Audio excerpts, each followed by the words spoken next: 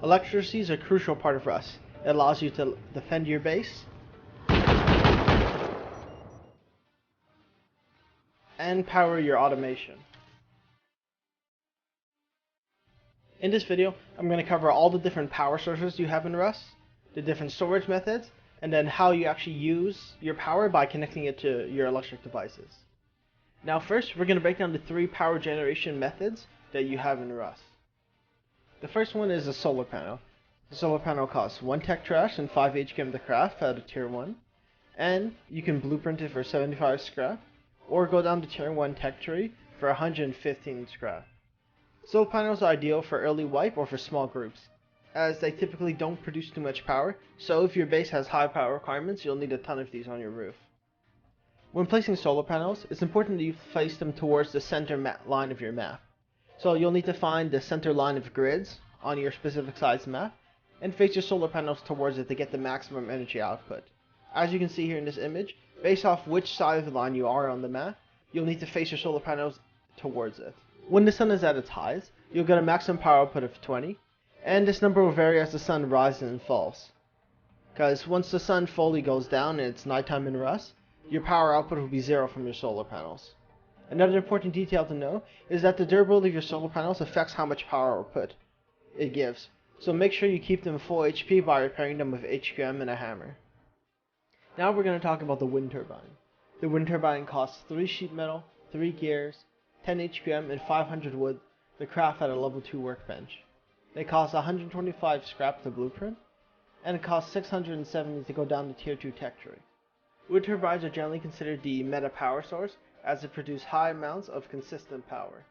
The max power output of wind turbine is 150, and their output will vary based on the height of the turbine and wind conditions in Rust. Now we're on to our final power source, which is the small generator.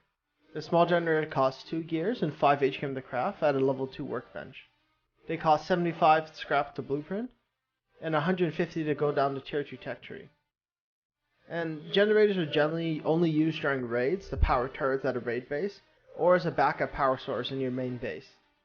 Generators provide a consistent 40 power, and require low-grade fuel to power them. They consume 250 low-grade per hour, which means that at most you can store up to 2 hours worth of power in them at one time.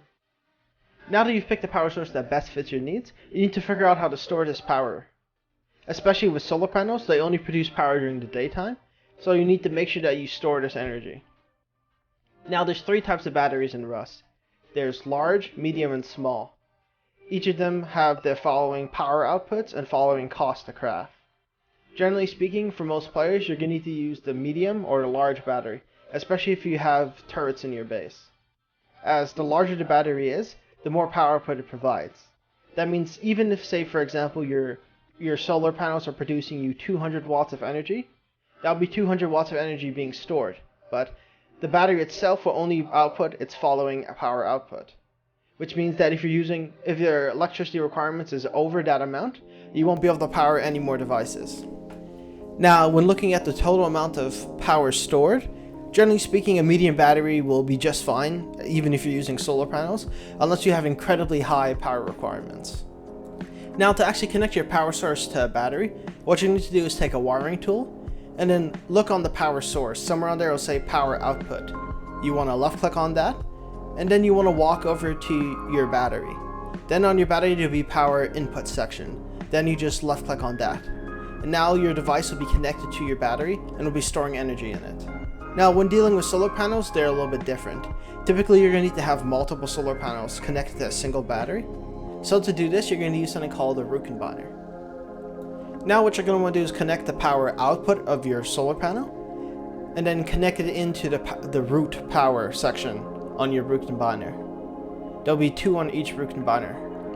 Now assuming you're going to be working with more than 2 solar panels, you'll need more root combiners for every additional solar panel you add.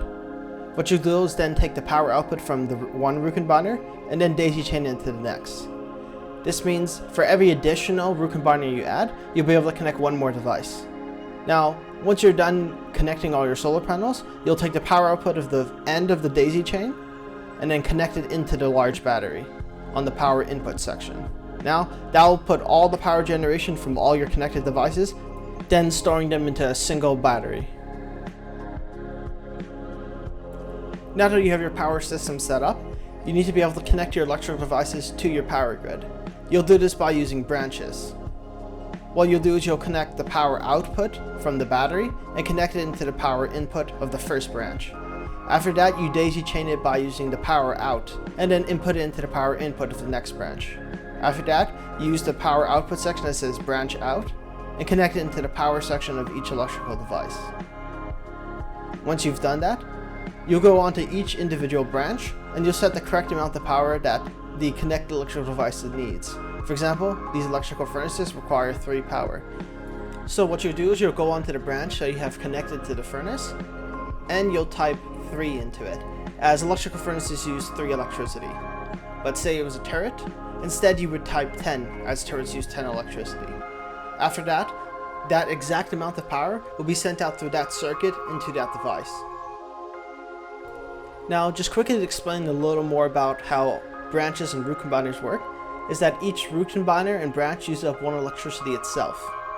And specifically when working with branches, the amount of power you decide to branch out will be taken away from the total power output from your battery. So as you can see here at the end of each cord, it takes out 4 power since I'm branching out 3 electricity, and the branch itself takes up 1 energy itself. So you need to keep this in mind, that it's not only the electrical device you have connected, but also the number of root combiners and branches you have in your electrical circuit.